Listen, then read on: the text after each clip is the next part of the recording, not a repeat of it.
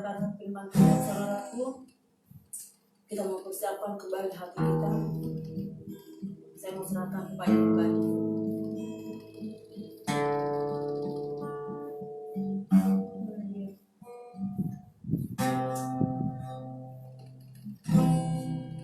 Firman-Mu berkata Kau besertaku,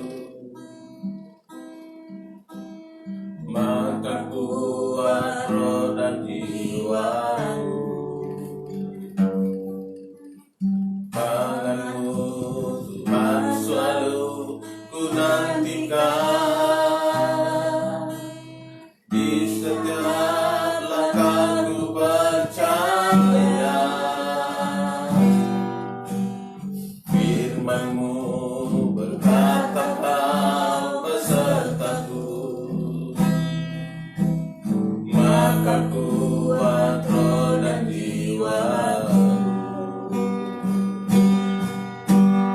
Tangan-Mu Tuhan selalu ku nantikan, di setiap langkahku percaya. Dengan sayap-Mu ku akan terbang tinggi di tengah badai hidup.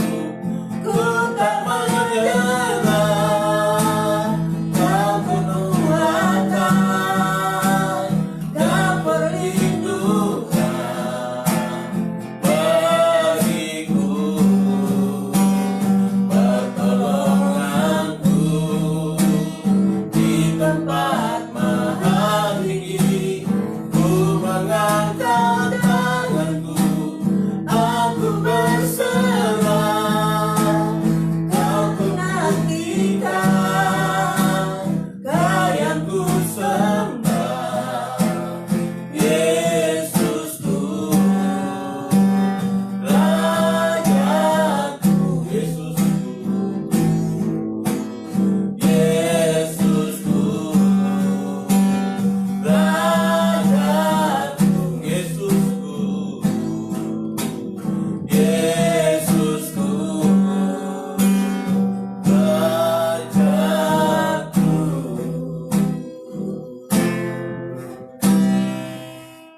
Kita berdoa.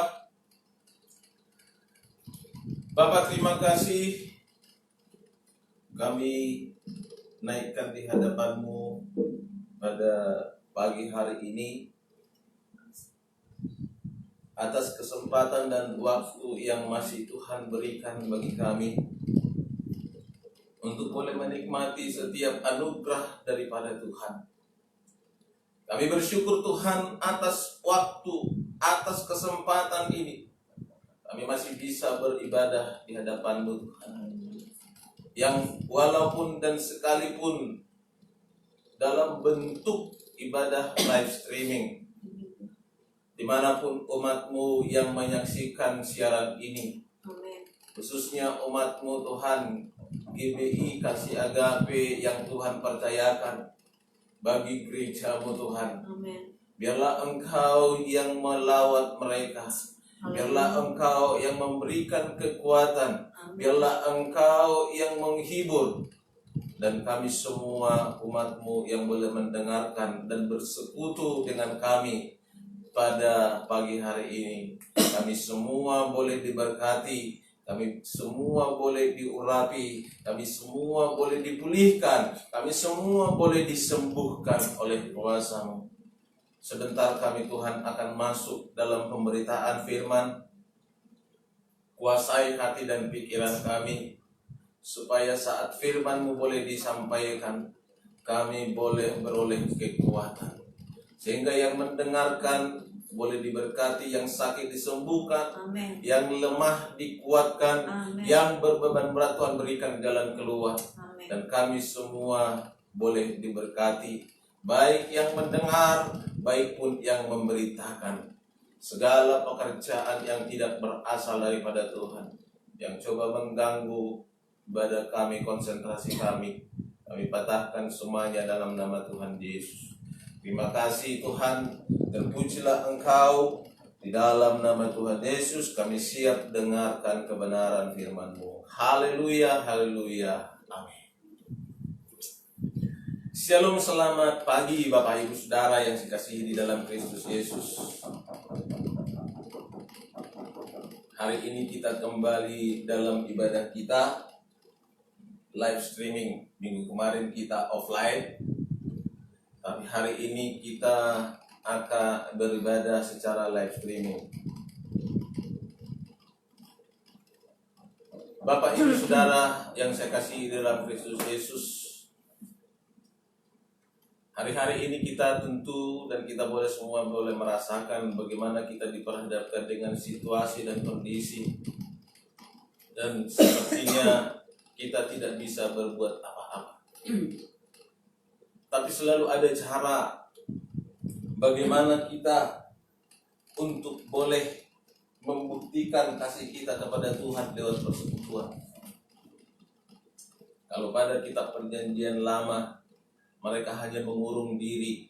Dikatakan ketika bangsa Israel akan dibebaskan Tuhan dari tanah Mesir, mereka hanya mengurung diri dan berdoa di rumah masing-masing, menunggu yaitu malaikat maut untuk menghampiri seluruh rumah-rumah yang ada di Mesir. Tapi bangsa Israel boleh dibebaskan dari yaitu malaikat maut itu. Karena apa? Karena ada darah yang menempel pintu-pintu rumah.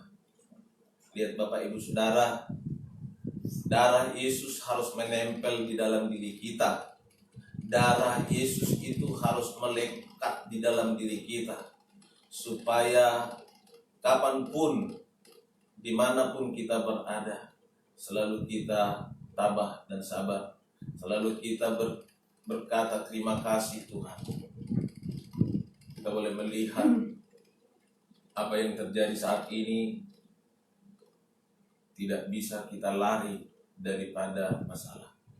Cuman apa yang kita kerjakan hari ini, bagaimana kita bisa menyelamatkan diri kita, bagaimana kita dapat selamat, itu yang bisa kita kerjakan. Sehingga kita pun akan berdiam di rumah, kita pun akan melakukan apa yang menyelamatkan jiwa kita, yaitu tubuh kita ini. Kalau minggu kemarin kita berbicara tentang yaitu bersaksi lewat profesi, hari ini karena minggu pertama bulan keempat, maka saya mengajak kita untuk membuka Alkitab kita yang terambil dalam kitab Mazmur pasal 40 ayat 1 sampai 6. Kitab Mazmur pasal 40 ayat 1 sampai 6. Saya akan bacakan buat kita semua. Syukur dan doa untuk pemimpin biduan Mazmur Daud. Aku sangat menanti-nantikan Tuhan, lalu ia menjenguk kepadaku dan mendengar teriakku minta tolong. Ia mengangkat aku dari lubang keminasaan, dari lumpur rawa. Ia menempatkan kakiku di atas bukit batu, menetapkan langkahku. Ia memberikan nyanyian baru di dalam mulutku untuk memuji Allah kita. Banyak orang akan melihatnya dan menjadi takut, lalu percaya kepada Tuhan. Berbahagialah orang yang menaruh kepercayaannya kepada Tuhan, yang tidak berpaling kepada orang-orang yang angkuh, atau kepada orang-orang yang telah menyimpang kepada kebohongan. Banyaklah yang telah kau lakukan ya Tuhan Allahku, perbuatanmu yang ajaib dan maksudmu yang dapat disejarkan dengan Engkau.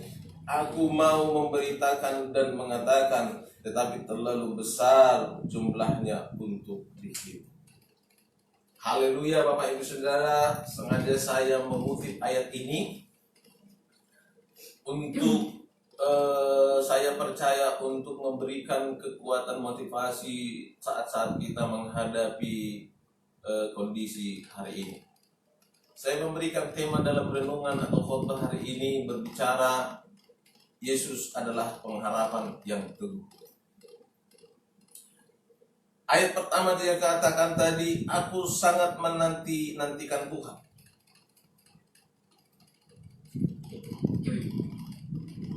Aku sangat menanti-nantikan Tuhan.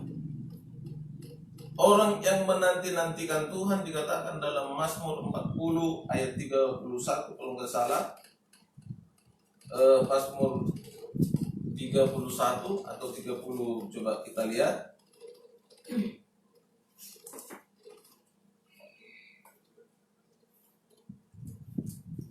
Di Mazmur saya lupa ayatnya, yang berkata begini, ya, orang yang menanti-nantikan Tuhan, mereka ibarat burung rajawali yang naik terbang tinggi. Coba saya akan searching sebentar.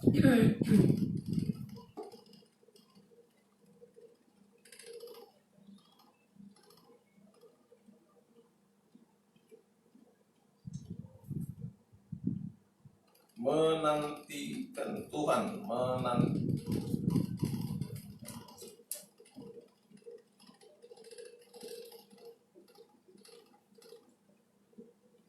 ya, dikatakan di sini.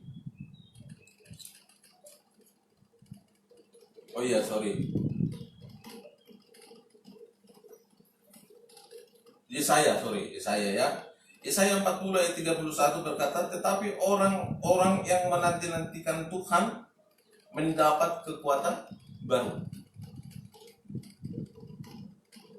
Mereka seumpama raja wali yang naik terbang dengan kekuatan sayapnya. Mereka berlari dan tidak menjadi lesu. Mereka berjalan dan tidak menjadi lelah. Sedikit salah tadi ya di Mazmur. Memang karena banyaklah Alkitab yang perlu dihafal oleh hamba Tuhan. Nah di sini dikatakan tadi yang pertama kan, aku sangat menanti-nantikan Tuhan. Ini bercerita sebenarnya tentang cinta. Ketika cinta kita itu memang membara, selalu kita menantikan kehadirannya. Dan kita selalu memperkatakannya. Dan kadang-kadang pun kita cemburu dan kita marah, kita merasa merasa kecewa, kesal kalau kita tidak bisa lihat dia. Orang yang menanti-nantikan Tuhan akan berupaya bagaimana dia untuk boleh bertemu, boleh mengalami kasih karunia Tuhan, boleh mengalami persekutuan. Pentingnya persekutuan kita dengan Tuhan akan membuat kita semakin kuat, semakin tenang. Bapak Ibu lihat, kondisi hari ini adalah sebuah tantangan. Dan semua kita berkata tantangan. Bahkan orang yang tidak punya agama pun mengatakan tantangan. Tapi saya mau katakan Bapak Ibu Saudara, tantangan yang kita sebutkan itu harus berbeda dengan tantangan yang disebutkan orang lain. Kalau kita orang yang percaya kepada Tuhan, tantangan ini akan mengantarkan kita bagaimana kita untuk mengenal kasih Tuhan yang seutuhnya. Itulah sebabnya Daud berkata, aku menanti-nantikan Tuhan.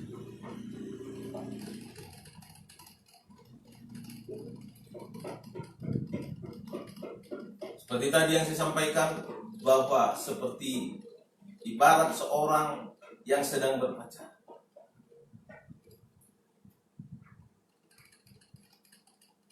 Saat dia bekerja memikirkan dia, saat tidur dia memikirkan dia, saat berjalan pun memikirkan dia, ingin kembali dan ingin berjumpa dengan dia. Orang yang mencintai Tuhan pun seperti itu. Sehingga mau live streaming, mau live streaming, mau offline pun, ketika seorang gembala atau seorang hamba Tuhan menghimbau jemaatnya untuk menghadiri ibadah, itu pun pasti dikerjakan. Maka ada firman Tuhan berkata, arahkanlah hatimu kepada firman Tuhan, karena dari situlah kita mendapatkan kekuatan. Bapak Ibu Saudara, terus terang, kami selalu berusaha dan berupaya melakukan yang terbaik dalam pelayanan kita. Dan kami merasa berdosa ketika pelayanan ini menjadi sebuah main-mainan. Itu sebabnya hari ini kami selalu berusaha memikirkan, walaupun saat bekerja, walaupun saat apapun, kami selalu membicarakannya supaya apa? Sekalipun ada banyak orang yang menolak pelayanan, sekalipun ada banyak orang yang tidak menghiraukan pelayanan, tetapi seperti kata Yosua, pilihlah kemana kamu beribadah. Tetapi kalau kami dan keluarga kami akan beribadah kepada Kristus. Dan itu harus ada pada kita. Satu keputusan dan satu komitmen. Supaya apa? Supaya di dalam kehidupan kita mengerti arti hidup yang sesungguhnya. Ayat 3 dikatakan, Bapak Ibu Saudara, di situ, Ia mengangkat aku dari lubang kebinasaan. Itu sebabnya hari ini saya membawa renungan tema khotbah hari ini, Yesus adalah pengharapan. Betapa banyak karunia dan berkat Tuhan yang boleh kami alami dan kita alami. Ada banyak hal yang tidak kita tahu dalam hidup ini, tetapi Tuhan begitu mengasihi kita. Kalau kita ingat firman Tuhan berkata, rancanganmu bukan rancanganku. Tapi firman Tuhan berkata apa? Rancanganku adalah rancangan damai sejahtera. Dahsyatnya Tuhan dalam hidup kita dibuktikan dengan firman-Nya. Ayat 3 dikatakan di situ, Ia mengangkat aku dari lubang kebinasaan. Kalau kita garis bawahi arti lubang kebinasaan, banyak artinya. Dari orang yang membuli, dari keadaan yang sangat darurat, emergensi, dari hidup yang kadang-kadang besok kita tidak ada lagi harapan. Kita di sana sini banyak hal yang tidak menyukai kita, dan sepertinya kita adalah seorang pribadi yang sangat yang terbuang. Tetapi kalau kita ada di dalam Tuhan, ayat 3 yang mengatakan, Ia mengangkat aku dari lubang kebinasaan, dari lumpur rawa. Ia menempatkan kakiku di atas bukit batu, menetapkan langkah-langkah. Haleluya, Bapak Ibu Saudara yang saya kasih. Kalau boleh saya bertanya, adakah yang tahu bahwa virus corona ini ada hari ini? Nggak tahu. Kalau boleh kita lihat fakta dan bukti, ada banyak orang yang sudah merencanakan di bulan-bulan 4 ini kegiatan. Di bulan 3, di bulan 4, di bulan 5. Tapi semua tertunda. Rancangan kita, tetapi bukan rancangan kita, tetapi rancangan Tuhan yang jadi. Itu sebabnya di hari-hari ini perhatikanlah hidup kita. Satu hal yang dianjurkan oleh Daud supaya kita menanti-nantikan Tuhan itu, supaya kita merindukan Dia, supaya kita lebih cintakan Dia. Sebab tidak ada pengharapan di dalam dunia ini, sebab tidak ada jaminan di dalam dunia ini kalau bukan di dalam Tuhan. Kita lihat sekarang semua sudah berteriak.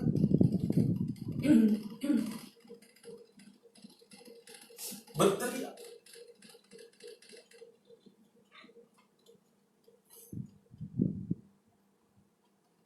Banyak masalah. Banyak persoalan. Hidup semakin terpuruk. Hidup semakin kacau balau. Semua kita dipaksa untuk melewati. Supaya apa? Seperti apa yang saya tulis di Facebook. GBI Kasih Agape. Ada beberapa hal rencana Tuhan di balik musibah ini, supaya kita lebih dekat dengan Tuhan, supaya kita mengandalkan Dia.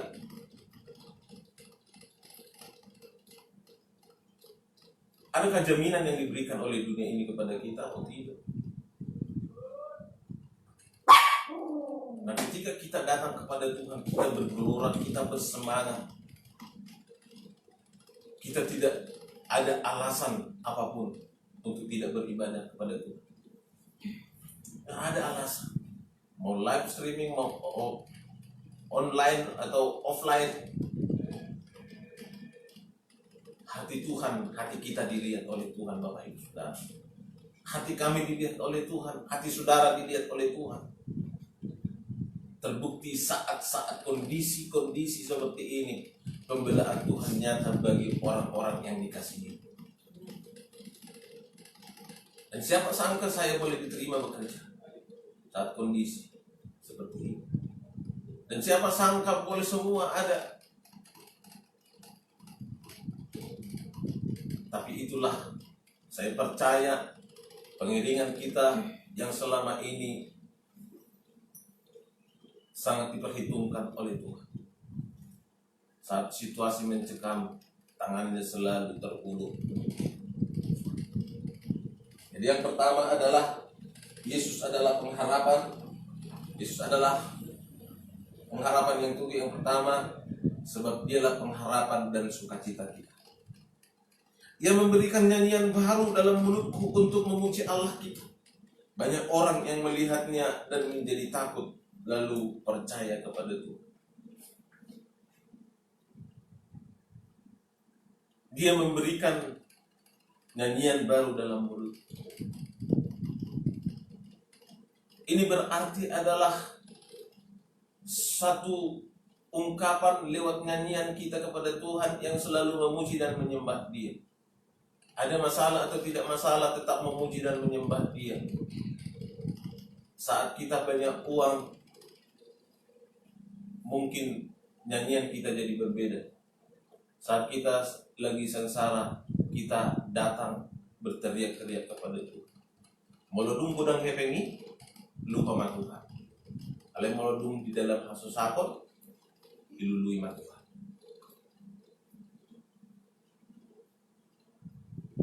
Ini bentuk kemanusiaan kita. Kemanusiaan itu jangan manusia duniawi. Ya kan? Manusia kita itu jangan manusia duniawi. Tetapi manusia yang kita ada di dalam diri kita ini harus manusia rohani. Karena kita sudah mendengarkan firman Tuhan. Lewat firman Tuhan itulah kita dimandikan, lewat firman Tuhan itulah kita disucikan, lewat firman Tuhan itulah kita dikuatkan, lewat firman Tuhan itulah kita diberikan pengharapan, lewat firman Tuhan itulah kita mengenal diri kita.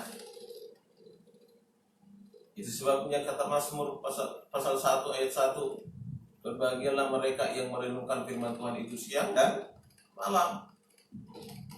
Ada di balik, ada sukacita, ada keuntungan di balik kita mengikuti firman, mendengarkan firman Tuhan. Ayat kelima, berbahagialah orang yang menaruh kepercayaannya kepada Tuhan. Kalau saudara ada di dalam Tuhan, saya percaya saudara tidak kehilangan kepercayaan. Kalau saudara ada di dalam Tuhan, pasti saudara akan kuat menghadapi tantangan. Kalau saudara ada di dalam Tuhan, saudara tidak pernah tertutup langkah saudara untuk apapun. Tetapi kalau saudara tidak di dalam Tuhan, ada banyak hal-hal yang tidak sepatutnya kita kerjakan. Baru-baru ini saya mendengarkan ada seorang perempuan yang sedang mabuk mengendarai mobilnya di kawasan Tangerang, Karawaci. Dia perempuannya cantik, tapi dia mabuk, tapi dia narkoba. Saat dia mengendarai mobilnya, dia menabrak orang yang sedang berjalan.